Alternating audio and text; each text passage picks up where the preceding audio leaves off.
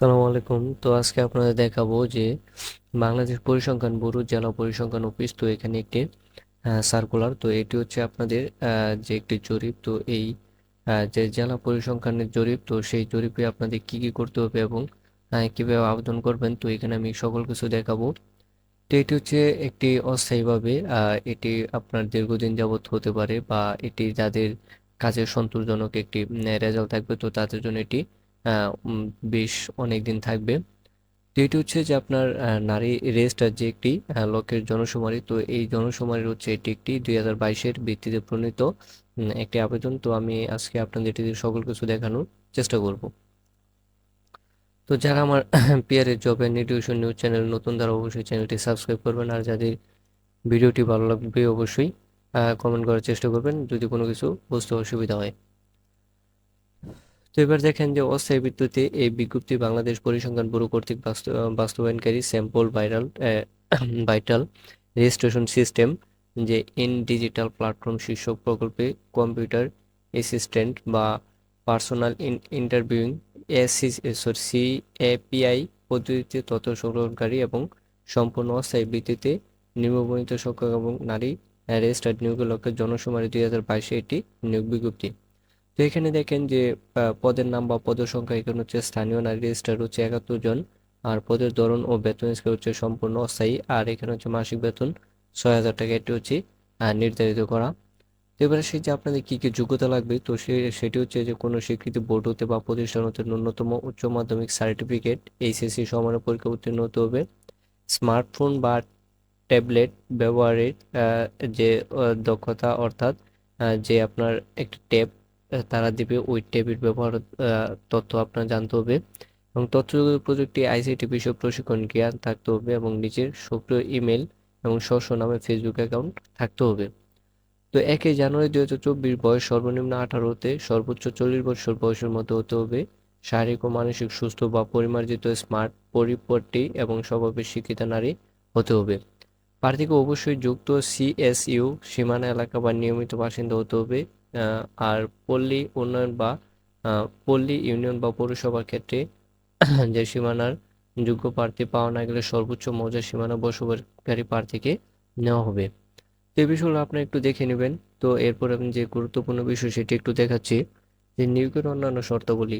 আহ, সম্পূর্ণ অস্থায়ী ভিত্তিতে বর্ণিত প্রকল্প আওতাধীন পরিচালিত স্যাম্পল ভাইরাল বা রেজিস্ট্রেশন সিস্টেম, যে মাসিক তথ্য সংগ্রহ সুষ্ঠুভাবে পরিচালনা বা 3 মাসের জন্য এটি স্থানীয় রেজিস্ট্রার শিক্ষক হিসেবে অস্থায়ী নিয়োগে প্রদান করবে। অর্থাৎ এটি হচ্ছে 3 মাস, 3 মাসের জন্য এটি। আর এটি আপনাদের এই নীতিমালা অর্থাৎ 2024-এর যে একটি সার্কুলার, তো এই সার্কুলার কিন্তু এটি দেওয়া আছে। তো এরপর দেখাবো যে আপনি কিভাবে আবেদন করবেন বা কোথায় জমা দিবেন বা কয় তারিখের মধ্যে জমা দিতে হবে, সেই বিষয়টি একটু দেখাবো বা ছবি সকল কিছু দেখানোর চেষ্টা করব। স্থানীয় রেজিস্টার্ড পদে অনলাইনে আবেদন করতে হবে এবং আবেদনপত্রের লিঙ্ক হচ্ছে এটি।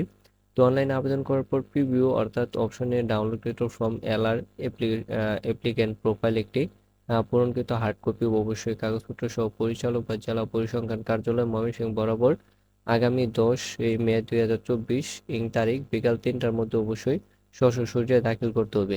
অর্থাৎ আরেকটি বিষয় বলি, যদি আপনারা ময়মনসিংহ ব্যতীত বা অন্য যে কোনো জেলা বা আপনারা যে জেলা থেকে আমার এই ভিডিওটি দেখবেন, তারা অবশ্যই জেলার নাম লিখে আপনারা আমার কমেন্ট করবেন। আমি আপনার সেই জেলার সার্কুলারগুলো দেওয়ার চেষ্টা করব, বা সেই বিষয়ে যে আপনার কোনো কিছু জানার থাকে আমি সেই জেলা সম্পর্কে আপনার যা জানা আছে সকল কিছু বলবো। তো আপনারা অবশ্যই কমেন্ট করবেন, আর কমেন্টে আমি আপনাদের রিপ্লাই দেওয়ার চেষ্টা করব যদি আপনার কোনো কিছু জানার থাকে। তো নির্ধারিত সময় অতিক্রান্ত হবার পর কিংবা আংশিক পূরণকৃত বা দাখিলকৃত কোনো আবেদনপত্র গ্রহণযোগ্য হবে না। অর্থাৎ এই বিষয়টি কিন্তু খুব গুরুত্ব সহকারে দেখতে হবে। তো নাগরিক ও বয়সের প্রমাণক হিসেবে জাতীয় পরিচয়পত্র অর্থাৎ এনআইডি ও জন্ম সনদের পাশাপাশি সরকারি প্রথম শ্রেণীর বা নবম গ্রেডের যে গেজেট কর্মকর্তা বিগত 1 মাসের মধ্যেই স্বীকৃত চারিত্রিক সনদপত্র, অর্থাৎ চারিত্রিক সনদটি আপনার অবশ্যই প্রয়োজন পড়বে। তো এরপর দেখি আর কি কি লাগবে, যে প্রার্থীকে স্থানীয় পরিষদ চেয়ারম্যান অথবা পৌর সিটি কর্পোরেশন মেয়র বা কাউন্সিলর কর্তৃক ইস্যুকৃত নাগরিক সনদপত্র আবেদনের সাথে দাখিল করতে হবে। সকল শিক্ষাগত যোগ্যতার সার্টিফিকেটের সত্যায়িত ফটোকপি দাখিল করতে হবে। অনলাইনে ডাউনলোডকৃত নির্ধারিত জীবন বৃত্তান্ত ফর্মে পূরণকৃত স্বাক্ষরিত হার্ড কপির সাথে প্রার্থীর মুখ কান খোলা অবস্থায় গৃহীত 2 কপি ছবি 300 × 300 পিক্সেলের রঙিন ছবি সংযুক্ত বা জেলা পরিসংখ্যান অফিসে দাখিল করতে হবে। অসম্পূর্ণ আবেদন বাতিল বলে গণ্য করা হবে এবং প্রার্থী কর্তৃক প্রদত্ত কোনো তথ্য বা দাখিলকৃত কাগজপত্র জাল বা মিথ্যা বা ভুয়া হলে প্রার্থীতা বাতিল করা হবে। যদি কোনো প্রার্থী বাংলাদেশের নাগরিক না হলে কিংবা বাংলাদেশে নাগরিক নন এমন কোনো ব্যক্তিকে বিয়ে করেন বা এই জন্য প্রতিশ্রুতি হন কিংবা ফৌজদারি আদালত বা নৈতিকতা অবলম্বন বা অভিযোগ দণ্ডিত, তিনি আবেদন করার জন্য অযোগ্য বলে বিবেচনা ধরা হবে। অর্থাৎ এখানে এই আবেদনগুলো তারা হবে না। তো এটি হচ্ছে আপনাদের যে জেলা পরিসংখ্যানের একটি সার্কুলার বা জনশুমারি গণনা 2022, সেই বিষয়ে কিন্তু আপনাদের একটু বলার চেষ্টা করলাম। তো এরপর আমি তারপর কয়েকটি বিষয় বলছি। এটি কিন্তু সম্পূর্ণ অস্থায়ী।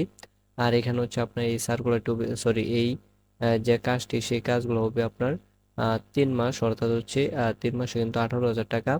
আর এটি কিন্তু আপনার সর্বোচ্চ 40 বছর, অর্থাৎ 18 থেকে 40 বছরের যে মহিলা আছেন তারা এই কাজটি করতে পারবেন। আর এটি হচ্ছে এক এক জেলার জন্য এক একটি আসন সংখ্যা।